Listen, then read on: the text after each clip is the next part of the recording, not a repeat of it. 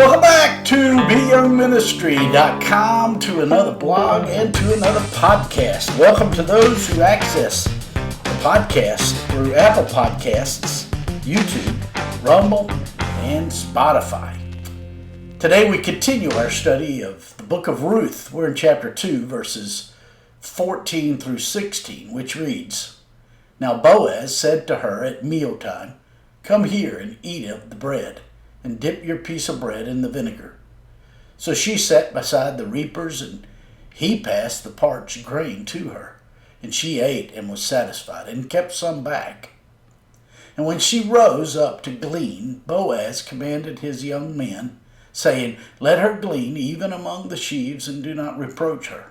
Also, let grain from the bundles fall purposefully for her, and leave it, that she may glean, and do not rebuke her.'" That's Ruth chapter 2, verses 14 through 16.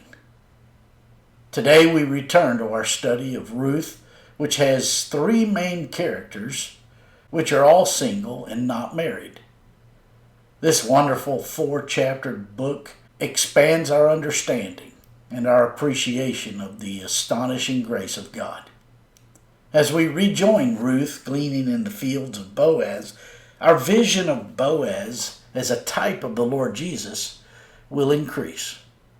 The more he increases in our lives, the more our faulty understanding of him decreases.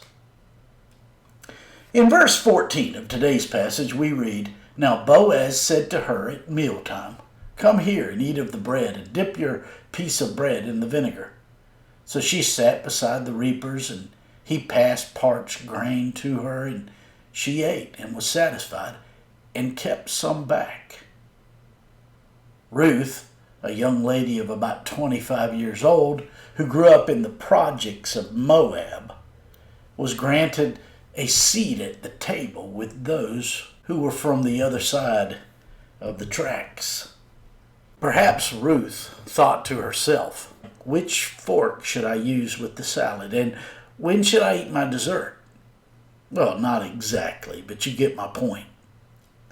Since Ruth had entered into a personal relationship with God, she gradually learned that God was known to take her into contexts where she knew she did not belong.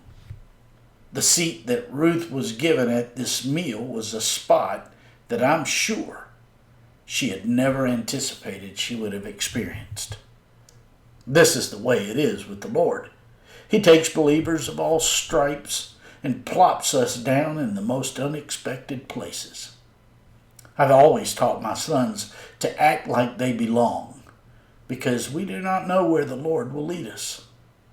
Of course, he does this in order to further his kingdom in the lives of others. Perhaps Ruth thought it to herself that she should not say too much, since she had received her education from the rural province of Moab.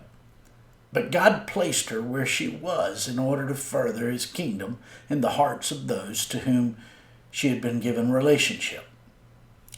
I can imagine that Ruth felt most comfortable talking about things that she was most familiar with. And this is just the way the Lord works. I have discovered that we can appear to belong even when we do not, only if we enter into the conversation at points where we know something about the subject matter. All the while, our motive is to somehow factor in on what God is doing in the context.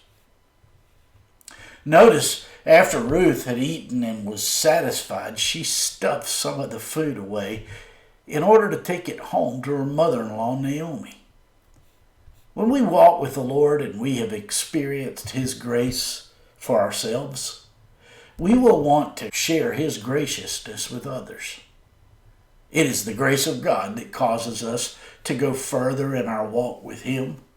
And the further we go in, the greater we see his heart, and the more he gives us his heart. Many miss a deepening walk with the Lord because they are unwilling to go to Bethlehem with Naomi. This is what Ruth is doing here. She was looking out for Naomi, who herself was as needy as Ruth. One of the truly fascinating developments in the story of Ruth is how Ruth draws closer and closer to Boaz throughout the book. It begins with Ruth in Moab and Boaz in Bethlehem. Then Ruth moved to Bethlehem with her mother-in-law Naomi. Then Ruth moved to the field of Boaz. Then Boaz saw Ruth and inquired about her. Then Boaz addressed Ruth, telling her not to leave his field, but to stay near his women, where she could continue to glean the grain that was dropped or left behind intentionally. This gradual but consistent diminishment of distance continues in today's passage as Boaz invites Ruth to share in their meal. This is a picture of our walk with the Lord. In verses 15 and 16 of today's passage, we read, "And when she rose up to glean, Boaz commanded his young men, saying, 'Let her glean even among the sheaves, and do not reproach her. Also, let grain from the bundles fall purposefully for her. Leave it, that she may glean, and do not rebuke her.'" Ruth's distance from Boaz decreased as the blessings she received increased. Boaz, as we saw in the first half of this chapter, had already blessed her by acknowledging her, granting her a degree of status, and offering her protection.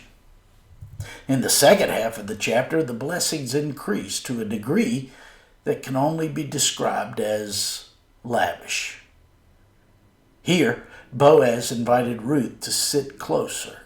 He passed her roasted grain. He personally told his young men to let her glean not only where grain was being left behind, but also among the sheaves. Boaz actually told his young men to pull stalks from the bundles and drop them for her together, and he personally forbade the young men to not harass or harm her. This is a picture of Boaz growing affection for Naomi, and it pictures the Lord's love for you and me. The blessings increase as the distance decreases. There have been times when I have complained that I'm not being blessed of the Lord, only to realize that we see His blessings best through the lens of our troubles. This, of course, was Ruth's secret. Our trials have as their design the role of pushing us closer to the Lord. As we simply seek the Lord in prayer and we read and immerse ourselves in His Word, we will see Him more and more vividly. The heart that sees God best is the heart that seeks Him most. The Lord Jesus obliterated all distance between us and God created by our sin. He did this by going to the cross, yet we still try to keep Him at arm's length. The closer we draw to Him, the more we are able to see and understand and receive and celebrate the amazing blessings He gives us, the greatest of which is a deepening walk with Him. We are Ruth.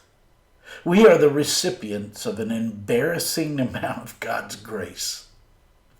The Lord has opened the treasury to us through His Son, and He daily gives us stunning amounts of love, grace, mercy, peace, hope, and joy.